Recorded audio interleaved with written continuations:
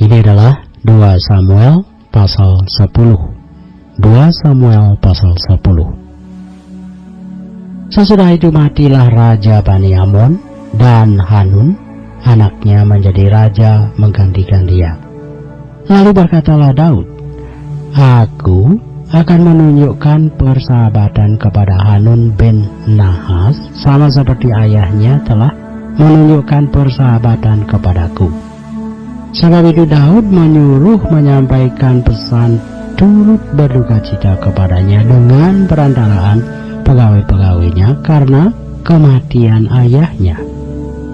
Tetapi ketika pegawai-pegawai Daud sampai ke negeri Bani Amon itu, berkatalah pemuka-pemuka Bani Amon itu kepada Hanun, tuan mereka, "Apakah menurut anggapanmu Daud hendak menghormati ayahmu, karena ia telah mengutus kepadamu orang-orang yang menyampaikan pesan turut berduka cita?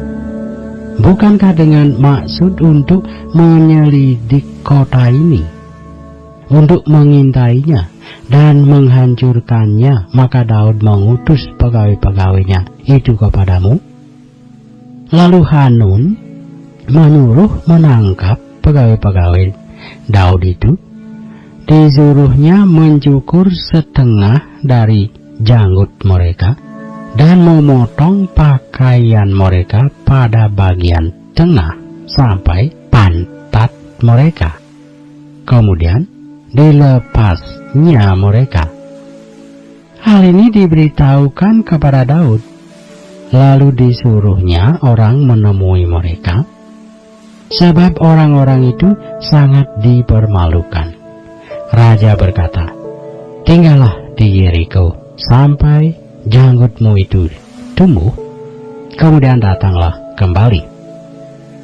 Setelah dilihat Bani Amon bahwa mereka dibenci Daud, maka Bani Amon itu menyuruh orang menyewa dari orang Aram Bet Rehob dan orang Aram dari Soba 20.000 orang pasukan berjalan kaki, dari raja negeri Maaka 1.000 orang, dan dari orang-orang Tob 12.000 orang.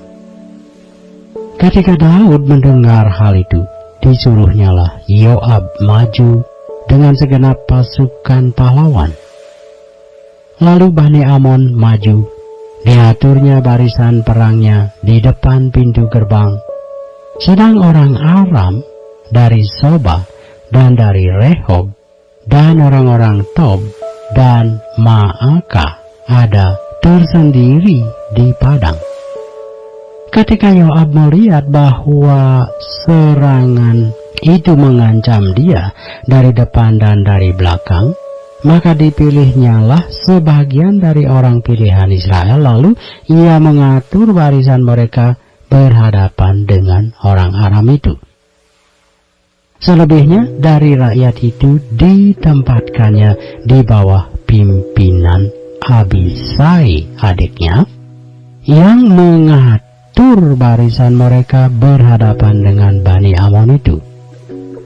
Lalu berkatalah Yoab, "Jika orang Aram itu lebih kuat daripadaku, maka haruslah engkau menolong aku.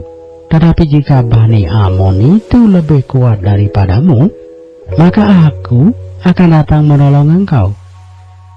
Kuatkanlah hatimu, dan marilah kita menguatkan hati untuk bangsa kita dan untuk kota-kota Allah kita.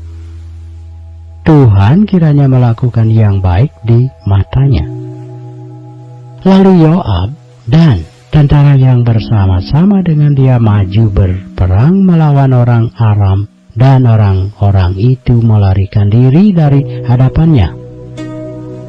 Ketika Bani Amon melihat bahwa orang Aram sudah melarikan diri, maka mereka pun larilah dari hadapan Abisai dan masuk ke dalam kota. Sesudah itu pulanglah Yoab setelah memerangi Bani Amon, dan sampailah ia ke Yerusalem. Ketika orang Aram melihat bahwa mereka telah terpukul kalah oleh orang Israel, Maka berkumpullah mereka bersama-sama. Juga Hadadezer menyuruh orang Aram yang di seberang sungai Efrat maju berperang. Mereka sampai ke Helan di bawah pimpinan Sobak, panglima tentara Hadadezer. Setelah hal itu diberitahukan kepada Daud, maka dikumpulkannya seluruh orang Israel, diseberanginya sungai Yordan, lalu sampai ke Helam. Orang Aram mengatur barisannya berhadapan dengan Daud dan bertempur melawan dia. Tetapi orang Aram itu lari dari hadapan orang Israel, dan Daud membunuh dari orang Aram itu 700 ekor kuda kereta dan 40.000 orang pasukan berkuda. Sobak, panglima tentara mereka, dilukainya sedemikian hingga ia mati di sana. Ketika dilihat semua raja yang takluk kepada Hadadezer bahwa mereka telah terpukul kalah oleh orang Israel, maka mereka mengadakan perdamaian dengan orang Israel dan takluk kepada mereka. Sesudah itu takutlah orang Aram memberi pertolongan lagi kepada Bani Amon.